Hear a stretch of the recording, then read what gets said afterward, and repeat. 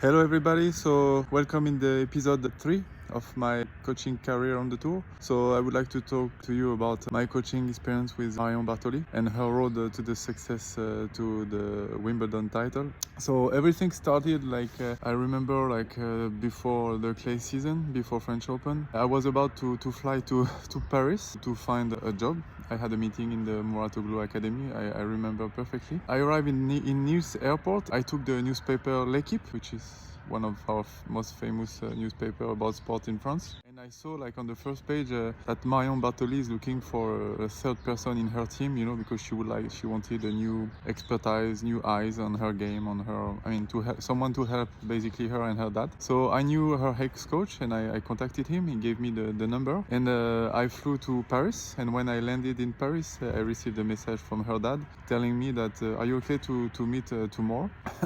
So we met the next day. We did 2 training together, and after that she told me, okay, welcome to my team. So we agreed on everything and we started to cooperate together. So at French Open she was really working very, very hard. I remember that if I can say one quality about this girl is her work ethic. She was unbelievable. Even at 28, 29 years old, she was able to produce quality and quantity work. So this is very rare, and I think this is why she was this good player. And working that much that at French Open she arrived to the third round and being completely exhausted. And I remember that morning we did 2 hours training with weight on the leg, really, really pushing. So when you do that before a match, sometimes you have big chance that your body gets a bit tired. And after that I went to Switzerland. We practiced there and we were preparing for the grass season. So we started our journey on grass. And I remember that she played Eastbourne, she played Camilla Giorgi in the first round, doing a very solid one. But then after, she got sick. So she sent me a message and she said, Thomas, I really can't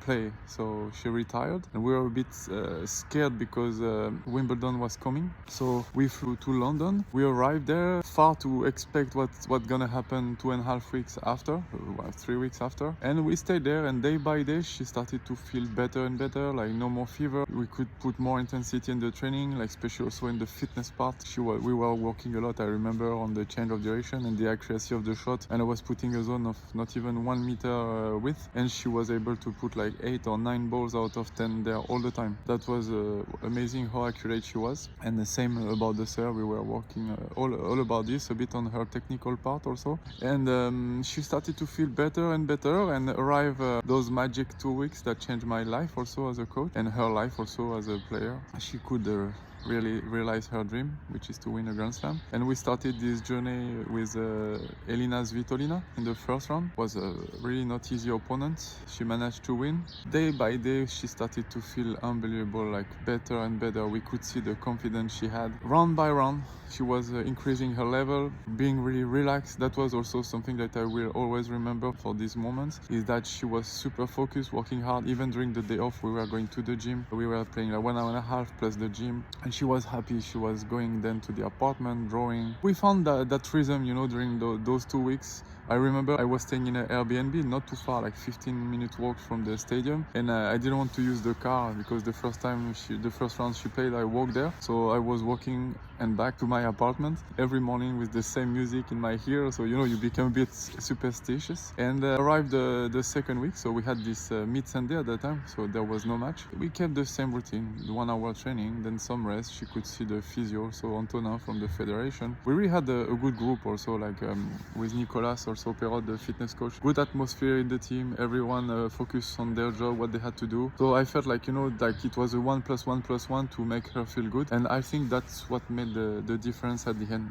And I remember one very special match also in semi-final. She beat the Belgium girl, and it was amazing. I think that's the best match I saw in those 2 weeks. She gave her a lesson. And we worked a lot because that girl was doing a lot of slices, that was her game. And we were that's the shot you have to be careful, you know, on that shot you have to do this, and we were walking on that during the day off, and then she understood how she had to play against this girl. I remember after she win the match, she does like this on the court, and yeah, that was a great moment, because for me, like, I was on the tour for 2-3 years, and I had some good moments with Tomic already, the titles and everything, but imagine final of a Grand Slam. And after that I called my wife, and I told her, can you imagine what's gonna happen tomorrow? She's gonna play the final of Wimbledon, and maybe I will never live this again in my life as a coach, so you should come. And she arrived the same day, and then we started like the same thing with Marion. We didn't change 1 centimeter what we were doing, and arrived the day of the final. So we are preparing the match, you know, same also routine with the food, with the little nap she was taking, power nap she was calling this. I remember when she stepped on the court, we could feel she was so determined,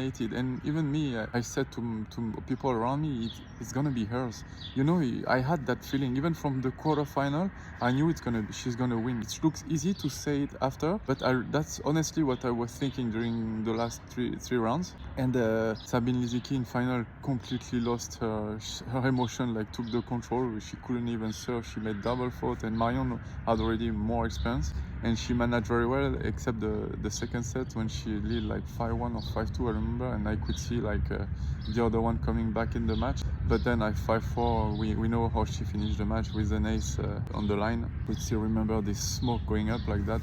And if we look at the highlights of the match, I'm the first one jumping in the box, because I knew it was done and she could realize her dream. That was amazing moments. I still remember every second. You work for this all your life, also as a coach, for those moments that stays in you. And also with Marion, we have this link, and more than 10 years after now, when we see each other, we share that moment together, and that will stay forever. And I would like to thank her also for this, because it was magic. And after that, the media part was going crazy. She went to the Stadium Olympique Marseille, she went to the Tour de France, which I was a bit jealous, because I'm a big fan of cycling. I wanted to be there with her.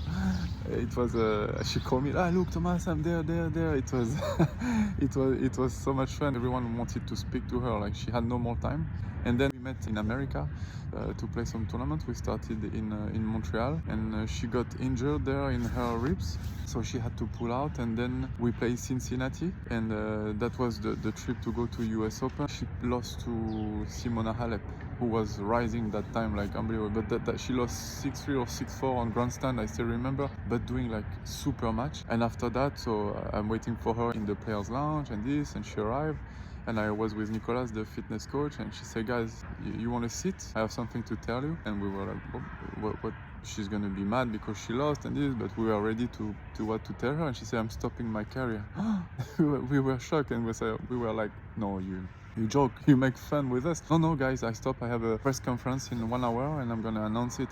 Now we realized that she was serious. We tried to convince her for 30 minutes. We were talking, no, and she was saying that her body couldn't. She was tired, like to have pain and this. We didn't know that she had this much pain, but we were weaponless. She took her decision like so quick like that after one match, and maybe because she realized that she did her dream, you know, she managed to achieve her goal by winning a slam, and it was done for her. She realized that she had no more motivation to push the machine as far. I stayed there in Cincinnati, like waiting for her. Then we went back to the hotel at midnight, and it was done. She finished her career like that, and then I was a bit for 2 days. I didn't really see her. She was a bit avoiding me, you know, and then on Monday I flew back to home, and it was done. So we went from like, it was a big roller coaster with Marion. We went from winning a slam for 1.5 months after she stopped her career. So I have like shared feeling with this, because I felt that we could have done more, you know, maybe, we never know, maybe she would have won the US Open or more, you know, we never know. But what we took, I will still keep it in my mind, in my heart, and that was one of the best experience I had on the tour in the first few years of my career.